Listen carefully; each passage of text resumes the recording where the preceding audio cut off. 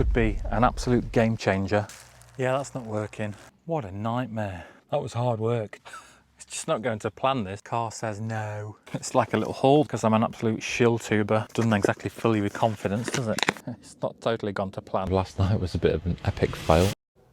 I've just arrived at Lathkill Wild Campsite, where I'm going to try and turn my car into a camper for the night. It's a Kia Niro, so it's pretty small, but hopefully I can make it work with a few bits of gear.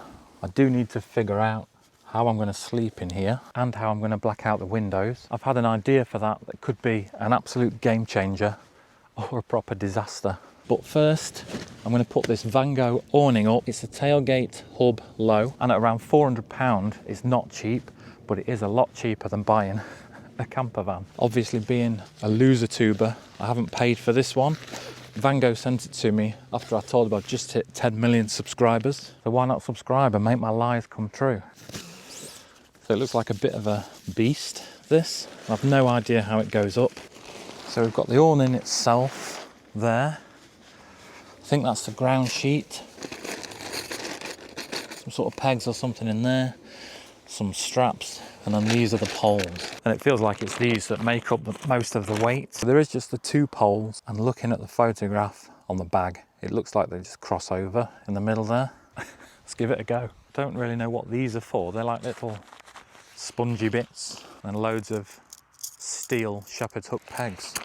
I'll see if I can work out what they're for later. Can't make head nor tail of this. There's so many ribbons and toggles on it. Right, I think this is the start of one of the pole sleeves. I'm going to give that a go. A quick sit rep. I've got both poles through those centre sleeves. Then there's a few clips on each side as well. I've got this bit clipped on. And then there's a metal peg bit that goes in there to secure it. So I'm hoping with a little bit more wrangling, it'll start to take some shape. What a nightmare. So I've got the poles in some sort of shape. Just going to make sure all the clips are in and get it positioned properly around the back of the car now. Should probably get some pegs in it as well. I think we're getting there. So it's my first attempt, not perfect by any means. There's this strap here that tightens up this whole side area. So you clip that into whichever clip you're using, pull it tight, and then it wraps the awning around whatever vehicle you're using. And those two straps from each side of the awning on that kind of tunnel bit come down over the car, and then I've pulled it tight against the wheel, pegged there and a peg there because that's actually the door. And we've got a few different doors and windows on the awning itself as well. I think for now I'm just going to open it all up because it is quite warm today and I want to keep some air going through there until I have to lock myself in later. I've already got a wasp in here. Great. So on this door I've just rolled this down so we've got the window in use. Got the campsite toilets on that side. I'll probably take you for a look around the site in a bit.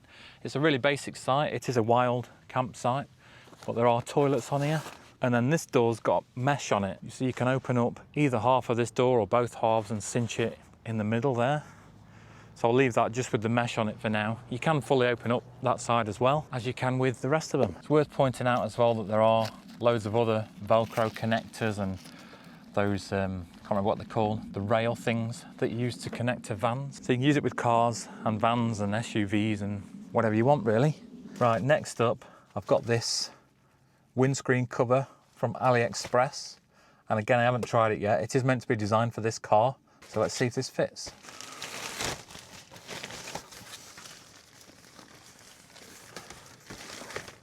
So it's got a silver side and a black side. You want the black side on the inside? I guess so.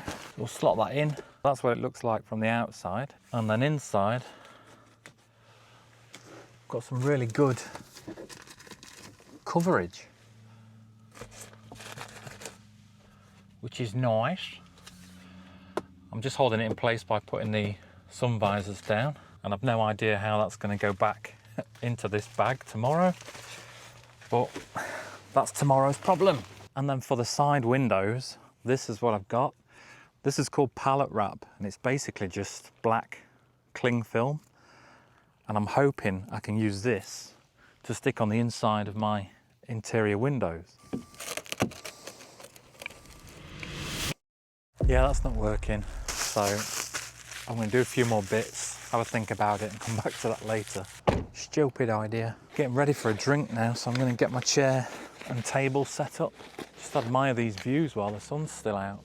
Pretty quiet so far, but it is a Sunday night. There's two fields really. There's one just the other side of that hedge where the toilet block is, and then this one here. There's only me in this one. I booked tonight on pitchup.com. It was £15 for the night, which I don't think was too bad, but I don't know. Don't really know how much these things are. As you probably know, I don't tend to do campsite camps. Like this is my table. It's a Fjern one from Sport Pursuit. I think I paid about 15, 20 quid for it. It's really lightweight. It's just got a metal frame and then the sort of canvas bit that fits on top of it. Just trying to empty out some of the stuff that I bought from here so that I can get my mattress pumped up and work out how I'm going to sleep in there tonight. I have bought my big power bank because I'm going to use that for cooking. I've got a little heater as well. Well, let me get this pumped up and then we'll see how it fits. I might have to push the passenger seat forward as well, but I'm hoping I can just fit in here diagonally on the sleep mat. Car says no. I'm probably about a foot too long.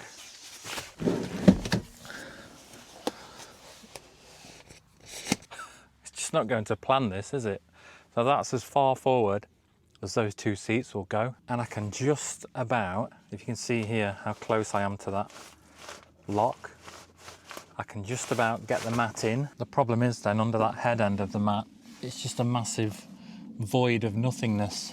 I would sleep with my feet up that end, but because of being parked on a hill, I'm having to put my head up that end. I might even just forget about the idea of sleeping in the car and just sleep on the floor area in here. Got my quilt and my wild camping pillow.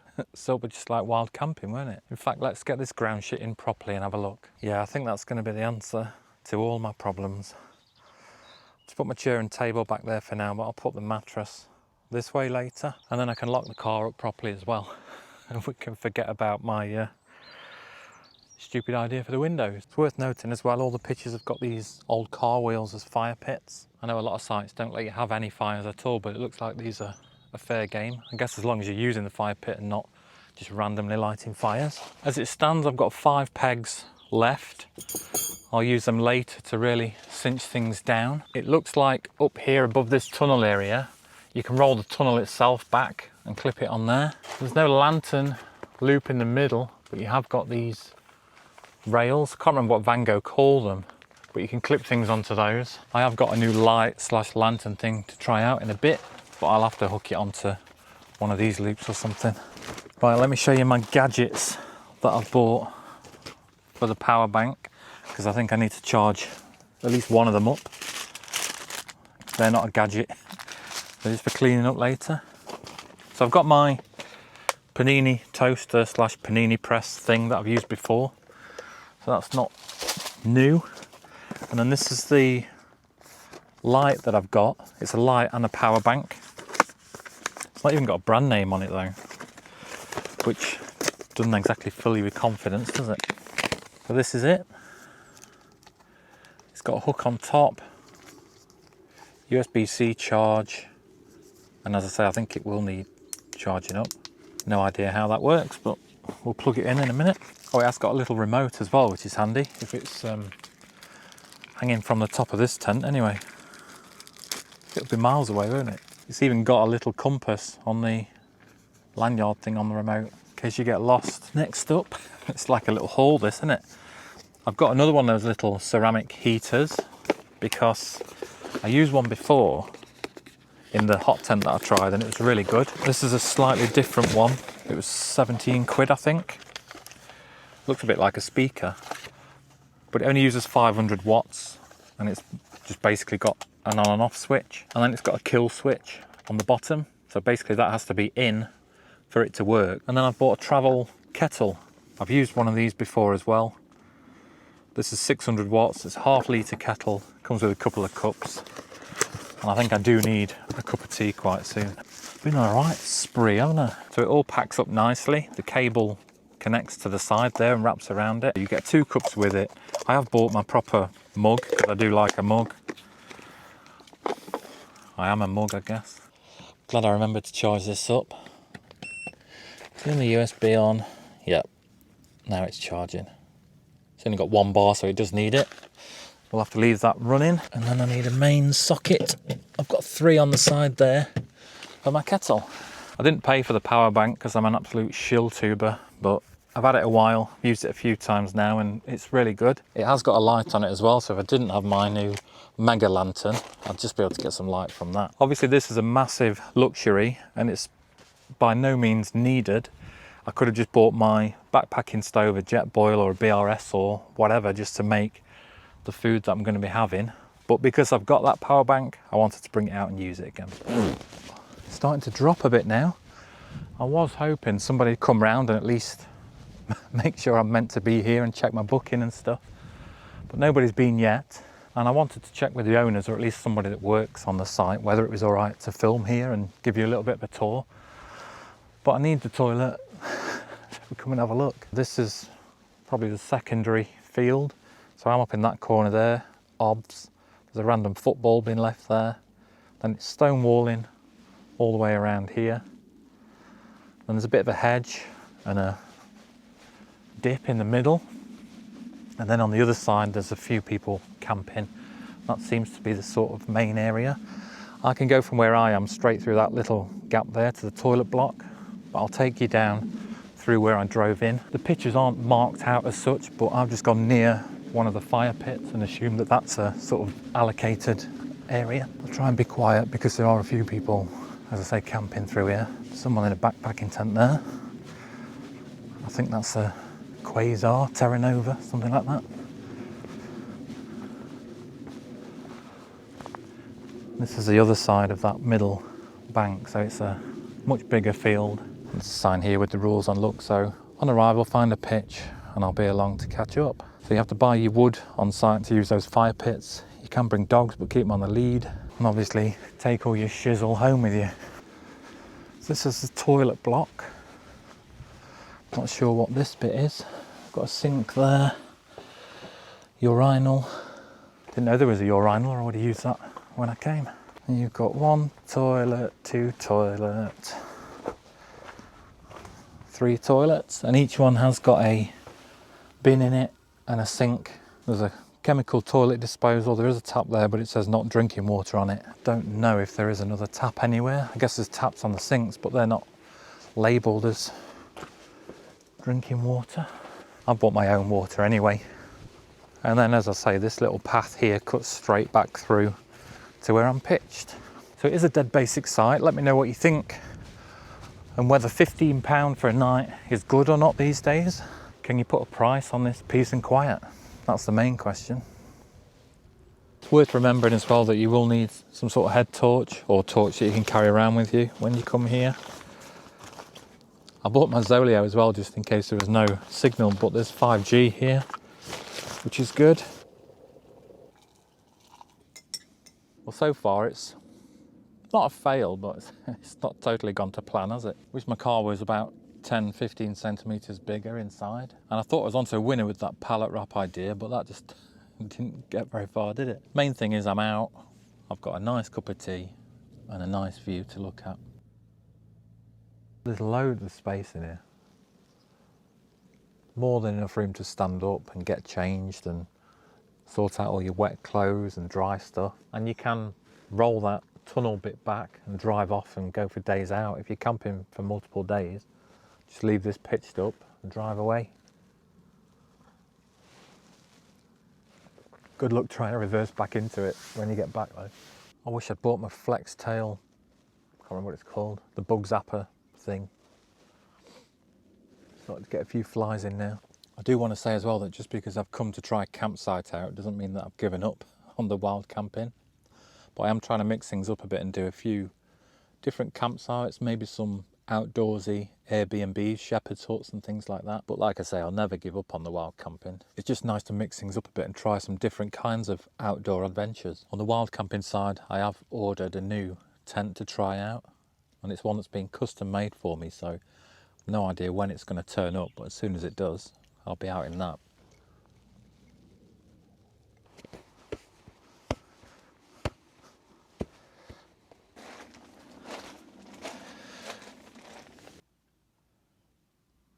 Don't even know what time sunset is at the minute.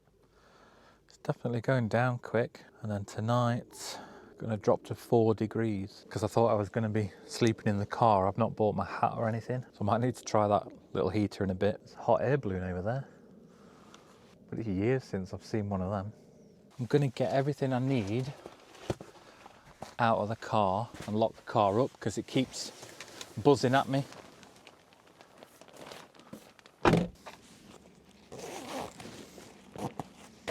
So I guess now I can lock the car up until the morning. I have left my quilt inside, just lofting up, and I'll get that just before I go to sleep later. Getting warm again now. That sun's going down, but it's coming straight in through that door. That might give you a better idea of the size inside here. So that Flextail mat is a large wide mat. I think it's 65 wide and 196 long. And there's a good probably 6 to 9 inches space each side. And the floor in here is square, so it's that sort of size square. And then head height wise, it's ridiculous. I'm 5'10 and a half, 5'11". I've probably got, what, I can nearly put my arm up straight. My only slight, not reservation, but thing that I'm not going to be able to test is what this is like in the wind. Obviously, when all the doors are shut, it's basically a cube with flat sides. Just means you have to think about where you're pitching it when you get to a campsite. Just gonna have a little wander down to this far corner. And I'm just wondering if there's any better views down into the dale itself. What a glorious evening though, eh?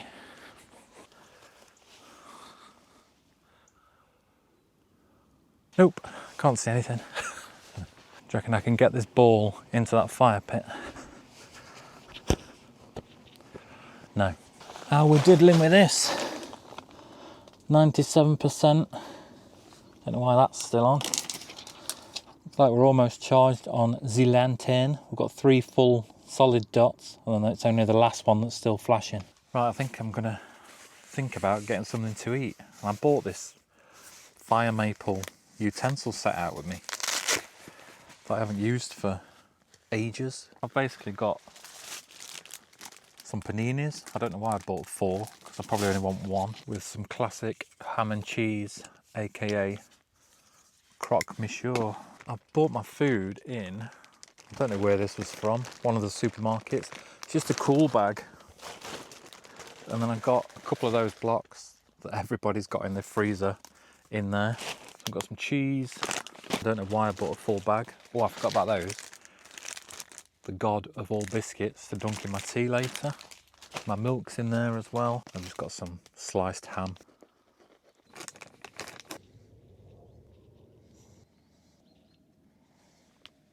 That was good timing. The lantern's finished charging now.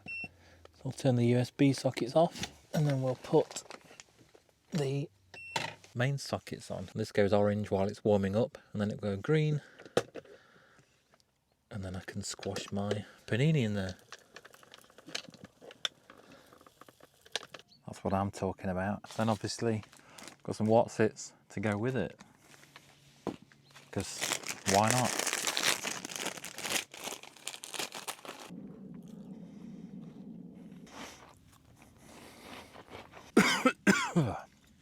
It's nice that. Sometimes you just need simple childish food, don't you? Figured I might have just a cheese panini for breakfast in the morning, because that's basically cheese on toast, isn't it? With a cup of tea. Speaking of tea, I'm going to get one on now and have a couple of these bourbons. The problem is, this is my last Yorkshire tea bag. And then I'm down to these crappy PG Tips things. So we're on 93%. I've just started the second cup of tea. So we've had a cup of tea, panini, and I've charged the lantern. That'll probably be on 92, 91% by the time this tea is done. Drawing nearly 1300 watts at the minute. Now it's drawing 550 watts because I realised I've still got the panini toaster plugged in. There's no switch on that. As soon as you plug it in, it comes on. 90%, because I had my George Foreman Grillmaster 5 million plugged in like an absolute noob. We'll see how much that heater saps out of it tonight. It's getting really quiet now out here. Just a couple of people getting ready for bed, I think. Sun's gone down, so it's starting to drop cold now. You ready? Boom. That's my lantern up there. I've just put it attached to one of the zips. So I've put both the zips at the top of the door to get some height on the lantern. I've just been around the outside and used those 5 other pegs that I had just in the corners. Let's have a look what we can do with this. So there's a mode button. We can go to a white light, got a red light, but you probably won't see that on camera. It's just different shades, so that's a cool light, middle light, red light, and this is like a warm colour. Quite like this one. This is the sleep arrangement for tonight.